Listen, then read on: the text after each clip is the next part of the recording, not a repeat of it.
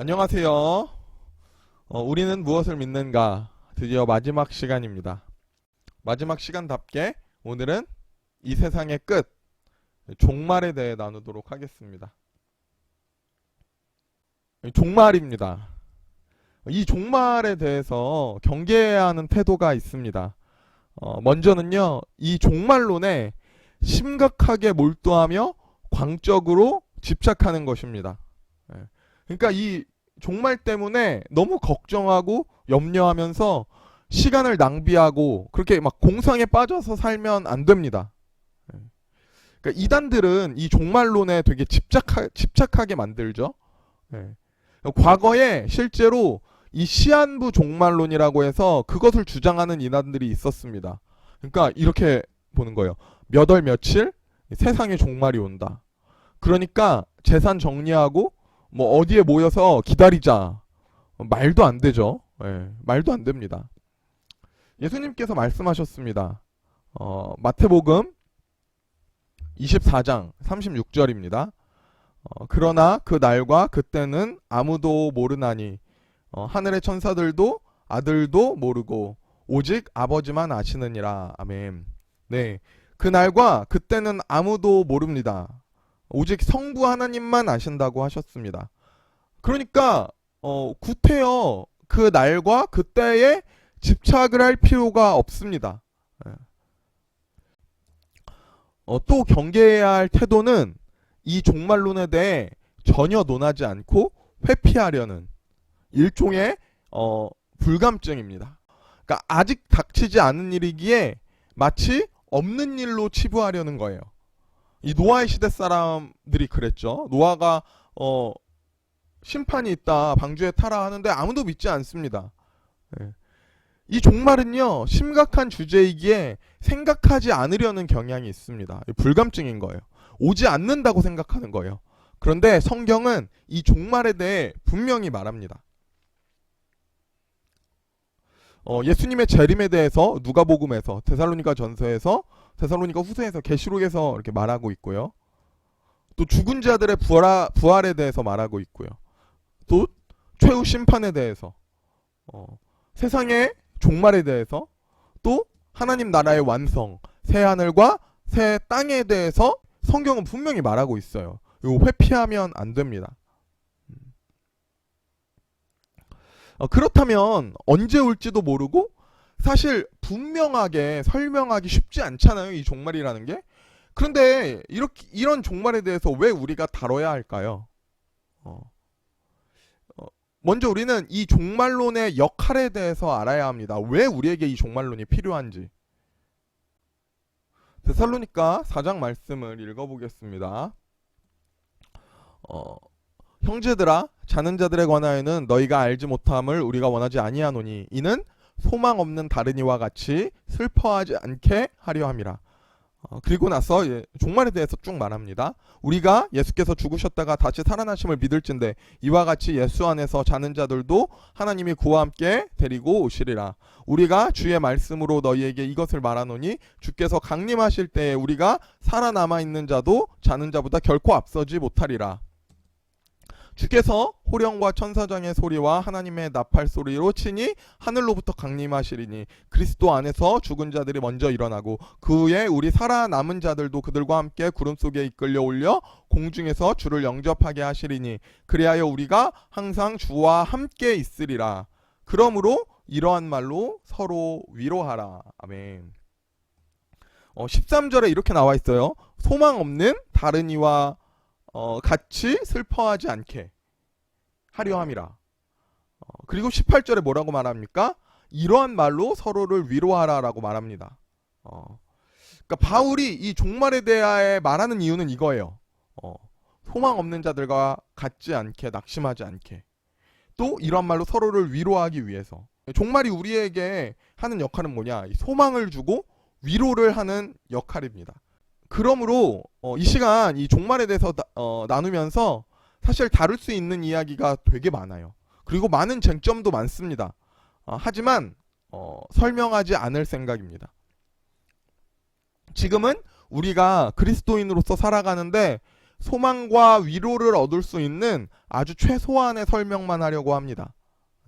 그러므로 오늘 주제가 종말이지만 정확하게 말하면 종말이 아니라 이 그리스도인의 소망 정도로 하는 게 더 정확한 제목인 것 같아요.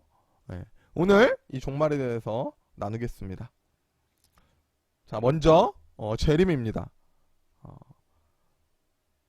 자, 예수님이 약속하셨습니다. 마가복음 13장 26절입니다. 그때의 인자가 구름을 타고 큰 권능과 영광으로 오는 것을 사람들이 보리라. 사도행전 1장 11절입니다. 이르되 갈릴리 사람들아 어찌하여 서서 하늘을 쳐다보느냐 너희 가운데서 하늘로 올려지신 이 예수는 하늘로 가심을 본 그대로 오시리라 하였느니라. 아멘. 예수님께서는요 분명히 말씀하셨습니다. 다시 오시겠다고. 예수님의 재림은 어떠한 상징과 비유가 아니라 제자들을 떠나 하늘로 가신 그 모습 그대로 하늘로 가심을 본 그대로 다시 오시겠다고 분명히 예수님이 약속하셨습니다. 이 약속이 그리스도인들의 소망입니다. 지금은 삶이 박해와 고통이지만 그들이 여전히 믿음을 지키며 선을 행하며 인내하며 살 수 있는 이유는 바로 다시 오시겠다고 하신 그 예수님의 약속 때문입니다. 이게 소망입니다. 마라나타입니다. 마라나타 무슨 뜻이죠? 써있죠. 주 예수여 오시옵소서. 예수님의 재림을 사모하는 초대교회의 인사말이었어요. 마라나타. 이 인사였습니다. 또한 오늘날의 모든 성도들의 신앙 고백이기도 합니다. 우리는 언제인지 때와 장소는 정확히 알 수 없지만 예수님은 반드시 오십니다. 그러므로 그리스도인들의 소망은 그리스도인들의 삶은 예수 그리스도를 기다리는 삶입니다. 그러면 우리가 어떻게 기다려야 될까요?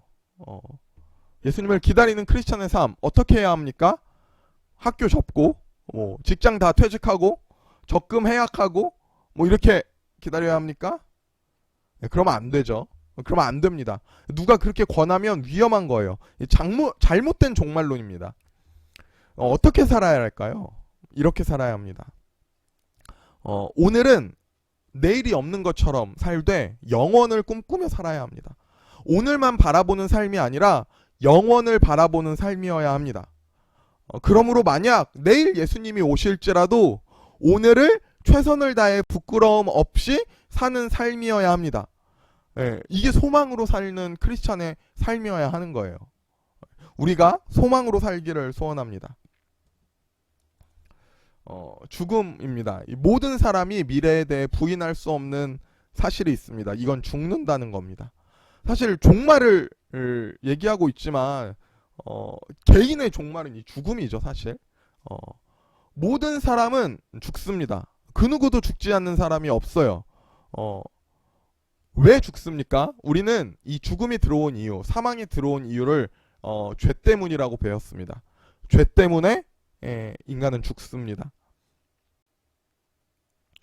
그런데 예수님께서는요 이 죽음을 이기시고 부활하셨습니다.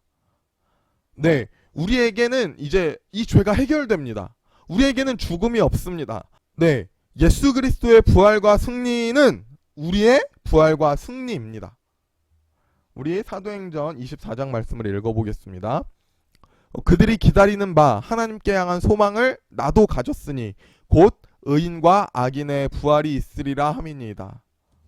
요한복음 5장 29절입니다. 선한 일을 행한 자는 생명의 부활로 악한 일을 행한 자는 심판의 부활로 나오리라. 아멘. 부활 후에는 심판이 있습니다. 그 심판의 기준은 무엇일까요? 네, 이 심판의 기준은 뭐라고 말합니까? 행함입니다. 선한 일을 행한 자는, 악한 일을 행한 자는. 이전 시간에 설명했죠? 이 행함은 어떤 행함입니까? 믿음을 근거한 행함입니다. 믿음 없이 나올 수가 없습니다. 그리고 이것으로 말미암은 심판은 영구적이며 철회할 수 없는 심판입니다. 한쪽은 하나님이 창조하신 온전한 모습으로 예수 그리스도와 연합된 자로 영원히 하나님과 화평을 누립니다. 이게 천국입니다. 그런데 다른 한쪽은 어떻게 될까요? 다른 한쪽은 슬퍼 울며 이를 갈미 있습니다. 잔치에 참여하지 못합니다. 네, 그 연합에서 제외됩니다. 영원한 멸망의 형벌입니다. 네, 우리는 소망을 가지고 사는 존재들입니다. 우리의 소망은 무엇입니까? 우리의 소망은 바로 예수 그리스도입니다. 우리의 미래에는 염려가 없죠. 두려움이 없습니다. 바로 예수님께서 이미 다 승리하셨기 때문입니다. 오늘도 믿음으로 최선을 다해 살아가는 저와 여러분의 삶이 되기를 소원합니다. 자, 우리는 무엇을 믿는가? 마지막 시간으로 우리 되었습니다. 이 우리는 무엇을 믿는가? 이 시간이 여러분에게 도움이 되셨기를 바랍니다. 이것으로 마치도록 하겠습니다. 감사합니다.